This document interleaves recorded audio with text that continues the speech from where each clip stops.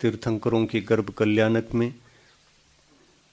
हर रोज कितने करोड़ रत्नों की वृष्टि हुई है? 5-5 करोड़, 3.5 करोड़, 3.5 करोड़ रत्नों की वर्षा हुई। शायद तीर्थंकर बताते होंगे देवों को, मैंने जन्म लिया है और आ जाओ 3.5 करोड़ रत्न बरसा के चले जाओ। निवेदन करते हैं कोई लोग हैं, तीर्थंकर हैं, वो कोई निवेदन करने से ये कार्य होता है क्या? फूल नहीं रत्न बरस रहे हैं, 3.5 करोड़, और एक भी व्यक्ति ने निवेदन नहीं किया देवों से कि भगवान जन्मे हैं और आपका कर्तव्य है और आना चाहिए और रत्न बरसा के जल चले जाना चाहिए। किसी ने निवेदन किया था क्या? नहीं करते। तो कैसे बरस गए अपने आप? अपने आप कैसे बरसते रत्न? कोई बरसों कहते नहीं, उनको याद तक नहीं करते कि रत्न वृष्टि बरसाने के लिए आज सुबह सुबह कोई तीर्थंकर के मकान पर आएगा, महल पर आएगा। फिर भी आकर के बरसा करके चले जाते हैं। किस कारण से ऐसा होता है? ये किसका फल है? सातिशय पुण्य का फल है। वो पुण्य कैसा आता है? सातिशय पुण्य को कमाने का साधन क्या है? धर्म करना चाहिए। तो पुण्य कमाने के लिए ही धर्म करना चाहिए या आत्म कल्याण के लिए धर्म कमाना चाहिए? तो पुण्य कमाने के लिए तो धर्म करना ही नहीं चाहिए, अपने आप आता है। आज ही समझ में आ रहा है, अभी तक तो आया ही नहीं था वो। अपने आप आता है, पुण्य अपने आप आता है। जो व्यक्ति आत्म कल्याण करने के लिए, कल्याण के उद्देश्य से धर्म करने लगता है, तो उस व्यक्ति को बहुत प्रकार के कार्य एक साथ हो जाते हैं। 3-4 प्रकार के कार्य एक साथ होते हैं, यूं कहना चाहिए। एक ये है कि धर्म करते समय पुण्य का बंध बिन मांगे हो रहा है। जैसे रत्नवृष्टि तीर्थंकरों के यहाँ बिन मांगे, बिन याद किए, बिन भावना भाए ऑटोमेटिक हो रहा है। न लोग याद करते हैं देवों को और न ही तीर्थंकर स्वयं याद करते हैं देवों को, पर बराबर टाइम टू टाइम आकर के हर रोज 3.5 करोड़ रत्नों की वृष्टि करके चले जाना, ये बिना पुण्य के हो सकता है क्या? नहीं हो सकता।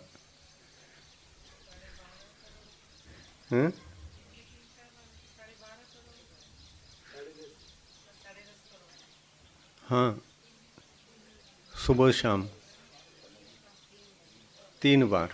हाँ, 3 बार, 3 बार। कितना बड़ा पुण्य, कितना बड़ा पुण्य। 3 बार रत्न की वृष्टि होती है और किसी ने कहा तक नहीं उनको। वो स्वयं अपना कर्तव्य समझ करके आ रहे हैं। यदि पुण्य अपने पास होता है, ध्यान से सुन रहे ना, अपने पास यदि पुण्य होता है और उसमें भी यदि सातिशय पुण्य होता है, तो देवों को भी बुलाना नहीं पड़ता और न ही उनको याद करना पड़ता है, वो ऑटोमेटिक आते हैं। जो काम करना चाहिए वो करके चले जाते हैं। ये कैसे? देव ऑटोमेटिक आ जाएं और बुलाए बिना आ जाएं, ये ऐसे कैसे हो सकता? आप ऐसा सोच सकते?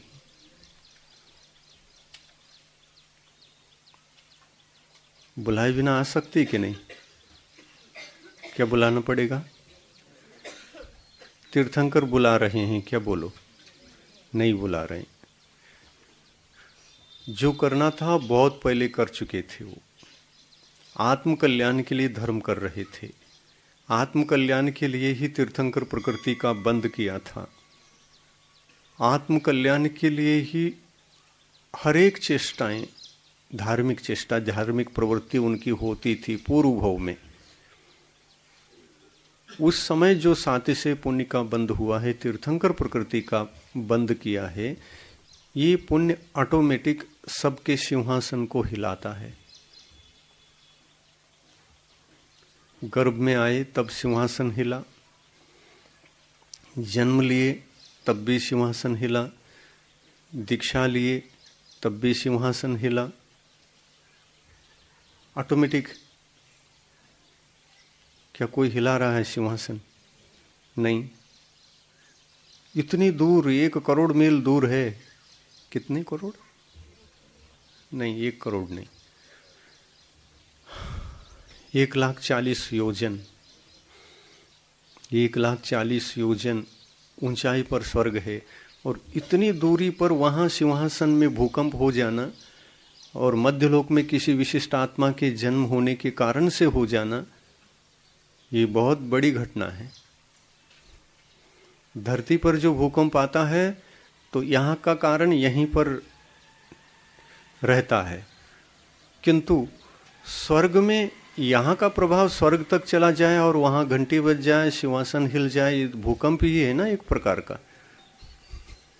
स्वर्ग में भी भूकंप आता है, यानी अच्छाई के लिए, विनाश के लिए नहीं आता, अच्छाई के लिए। तीर्थंकरों का पुण्य देखो कैसा, साथी से पुण्य का प्रभाव देखो। यहाँ बैठे बैठे वहाँ सिंहासन हिल गया और ऑटोमेटिक देव लोग आ गए। अवधि ज्ञान लगा करके देखना ही पड़ता है, देख लेते हैं और वहाँ से यहाँ आ जाते हैं और कर्तव्य समझ जाते हैं वो क्या करना चाहिए। भगवान ने जन्म लिया है तो रत्न की वृष्टि करनी चाहिए। ध्यान से सुन रहे हैं ना? हाँ।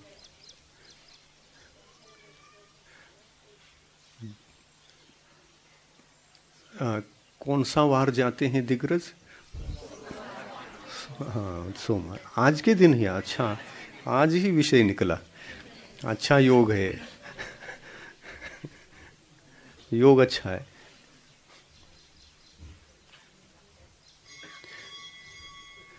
मतलब हमारा संसार अगर दुखमय हो जाए, दुखमय संसार को सुलझाने के लिए नरियल को और दिग्रज के बाबा को याद दिलाना पड़ता है क्या?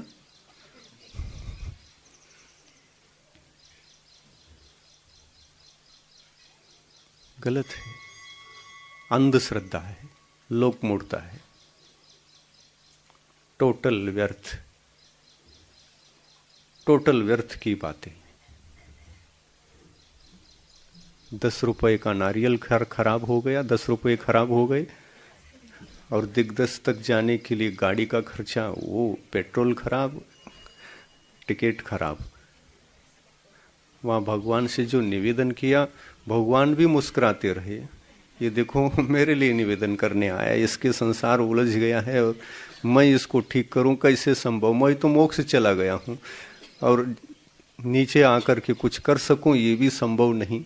मैं तो सिद्धालय में बैठ गया और ये दिग्रज में आ गई। मैं दिग्रज में होता तो कुछ कर भी लेता। मैं तो मोक्ष में आया और ये दिग्रज आ गया और हम मोक्ष में चले गए। अब इसका कार्य कैसे हो? बेचारा दुखी है। दिग्रज के बाबा को भी दुख होता है कि आपको लिए वो कुछ नहीं कर पा रहे हैं, और आप जिस सद्भावना से वहां चले गए हैं उसकी आशा तो पूर्ण होनी चाहिए ना। कौन करेगा? तो बाबा के जो भक्त थे वो मंदिर में हैं, वहीं बैठे हैं। कहीं भी चले जाओ उनके भक्त तो रहते ही हैं। आपके उलझे संसार को क्या भक्त लोग सुलझा सकते? विचार करो। सम्यक ज्ञान अर्जन करने के लिए बैठे हैं आज के दिन, सच्चा ज्ञान प्राप्त होना, और सच्चे ज्ञान से किया हुआ धर्म कार्य 100% प्योर फिल्टर होता है, निश्चित रूप से वो फल देता है।